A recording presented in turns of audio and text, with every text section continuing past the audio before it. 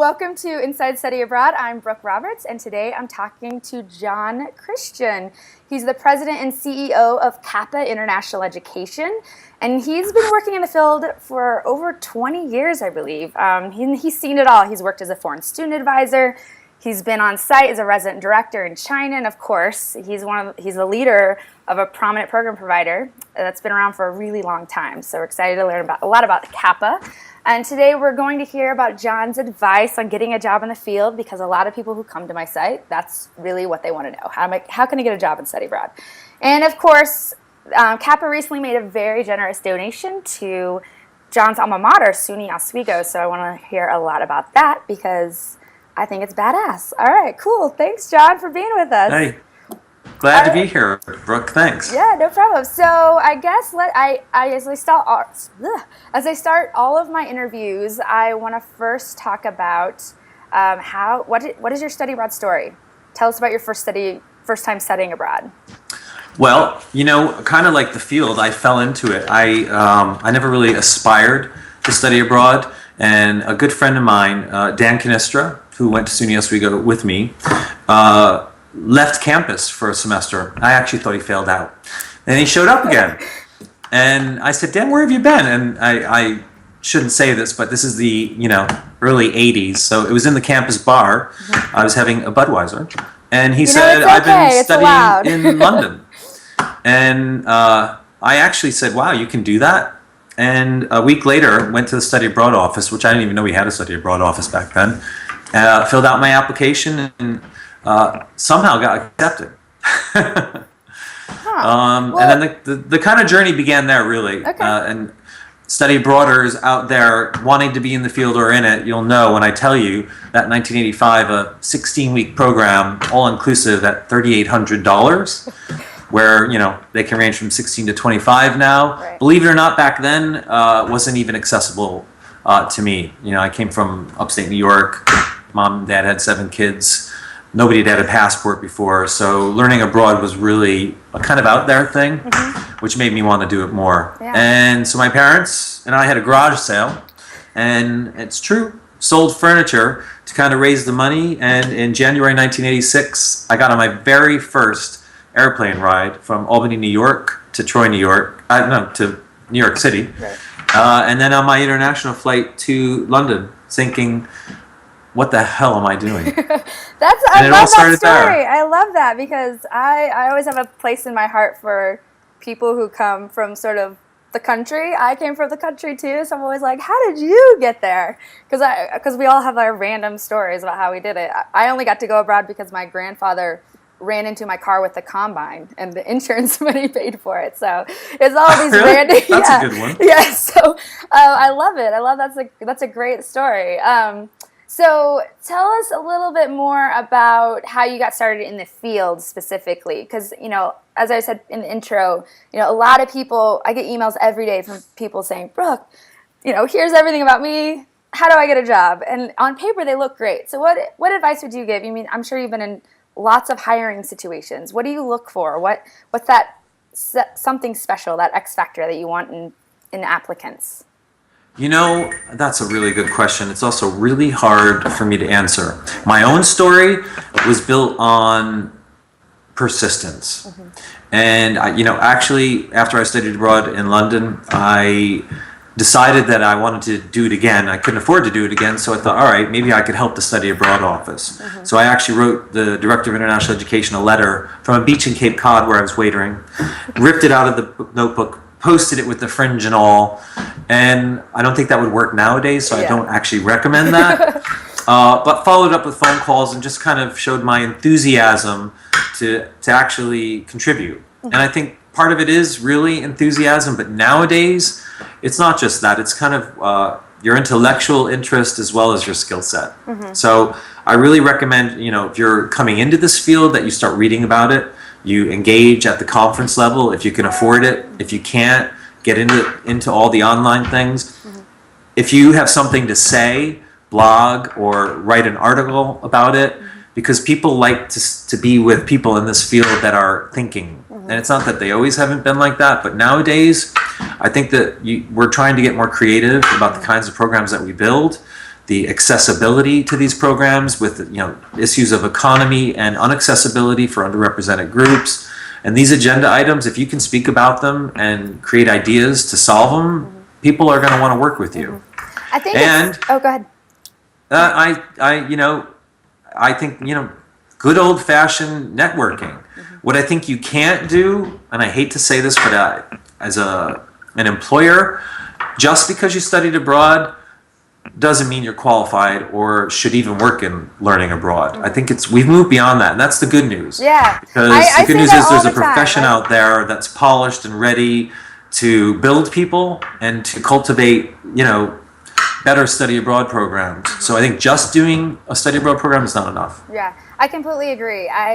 I tell people that all the time, and I don't mean it in a condescending way, and I don't mean it in a rude way either. But unfortunately, a lot of the people, that I've met in my career, even when they tell me this story about how they got in the field, they really did fall into it accidentally. Yeah. Hey, you've been abroad. Will you help these kids study abroad? Accidentally. But now it's not enough. Just like you said, there is a skill set, a knowledge base to our field that you can't just walk in and get academic models and learning outcomes and things like that. So I'm with you. Thank you for saying it. I don't want anybody to get mad at me. Sometimes people write in and they're a little mad at me saying, "Why do you have to say those things?" I'm like, well, because it's true.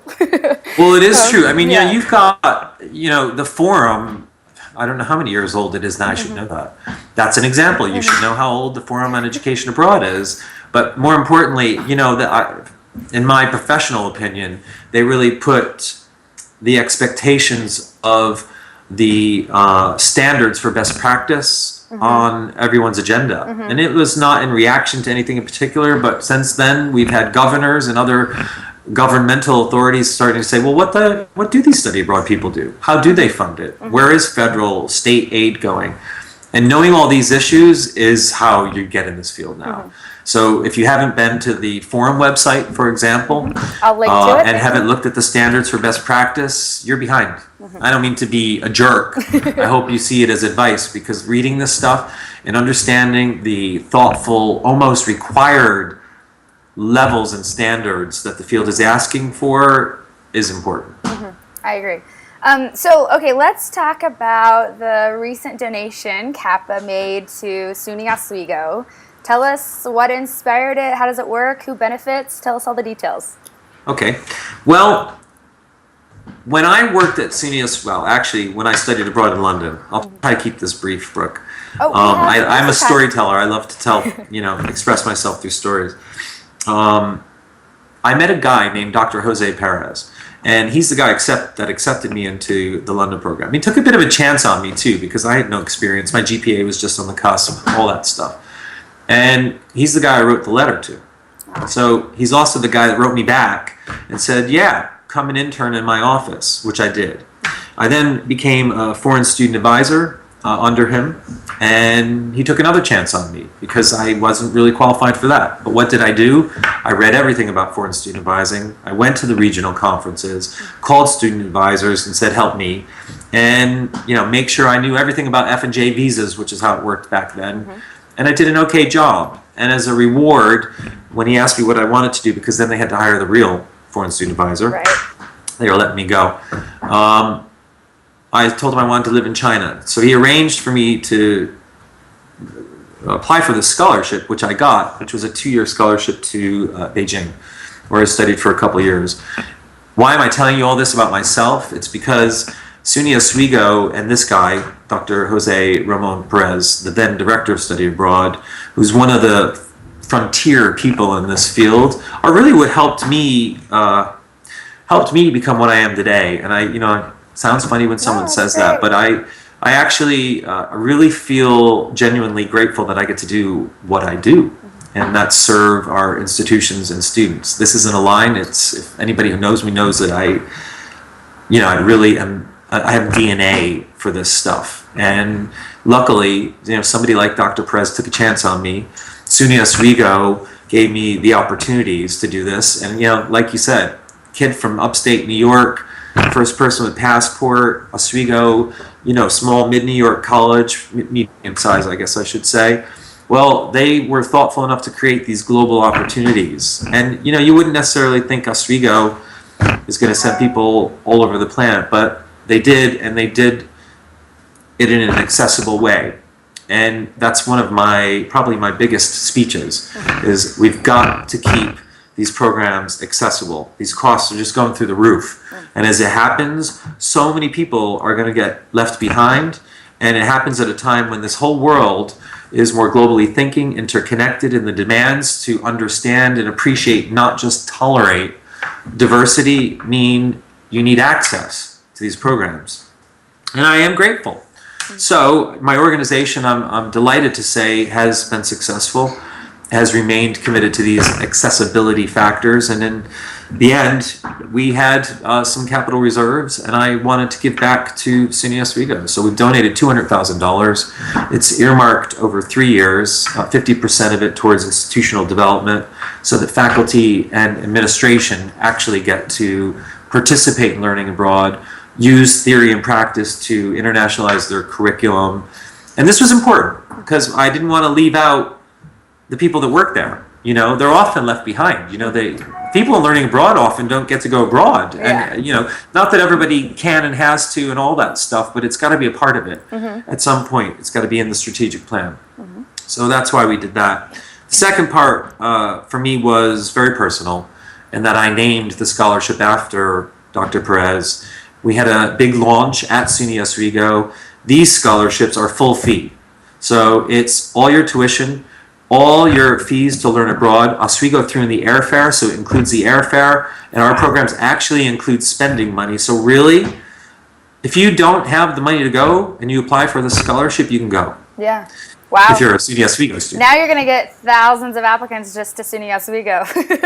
Well, I don't know, maybe not thousands. My readership's not that big, but that would be amazing. Yeah. But you know what? Two people who applied for the program scholarship were awarded it. We're at the reception. One to Beijing and one to London, and that's where they go, by the way. Right. There's 2 a year for 3 years, because that's where I studied abroad, London and Beijing. And you know, I just looked at them and I almost cried, actually, because I know their backgrounds, and I can tell you, they wouldn't be doing this. They wouldn't be able to go abroad, and they had the intellect, the passion, and the commitment to do it. And these funds made it possible. And in fact, so much so, they cried during my speech. And I actually looked at one of them and said, "You have to stop. I'm not going to make it through this speech." So it feels really good to be able to just give back. I think that's incredible. I think, you know, for me, I would love to eventually be in a position someday where I could say, you know what, I want to give back. I totally admire that. I think if more study abroad people, alumni, if you will, did think about those things, about giving back and the accessibility issues. I mean, just even hearing the differential in cost between when you went in the 80s to even when I went in the early 2000s, it's huge. And, you know, but it's still hearing that it was still not as accessible even back then. You know, it's pretty, sometimes it's a little depressing, but, you know, you got to fight on. But so tell us a little bit about how the students are selected. And we are just a few minutes over, but I'm curious. So is it a need-based scholarship or is it interview-based? Do you fly back and sit on a interview panel? What happens? No, actually, I'm not on the panel. I didn't want to slow their process down due to my schedule. And actually, it was really important. This is Oswego's money. This was a gift. So they have full control over it. But it is need-based scholarships. There's obviously some GPA parameters, but this is for John or Mary from upstate New York who heard about this study abroad thing, because it's not like when I went, now you do hear about it. Yeah. If you don't hear about it and you can't go, you're missing nothing. Yeah. When you hear about it and you're studying international economics or you know international art or whatever, and you want to go and you can't go, and you see other people going, that hurts. Yeah. This is for those people. That's great.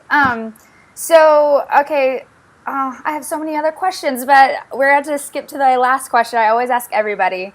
So you've been working in the field forever, you know all the benefits and destinations that are out there. If you could go back in time, go to do college all over again, where would you study abroad and why?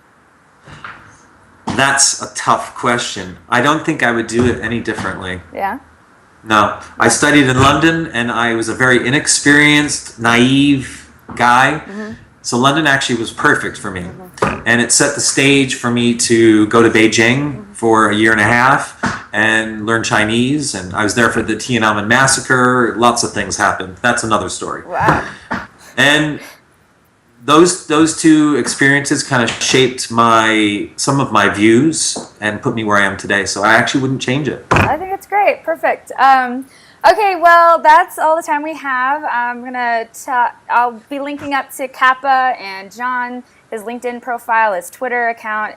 But you can start following CAPA online at CAPA Study Abroad on Twitter. They also have a Facebook page. I'll be linking up to all the stuff. Thank you so much, John, for being with us. I really appreciate it. Hey, Brooke, by the way, you are giving back. You're doing this. Oh, well, thank you. Keep up the good work. Thank you. I appreciate that. All right. Have a great day.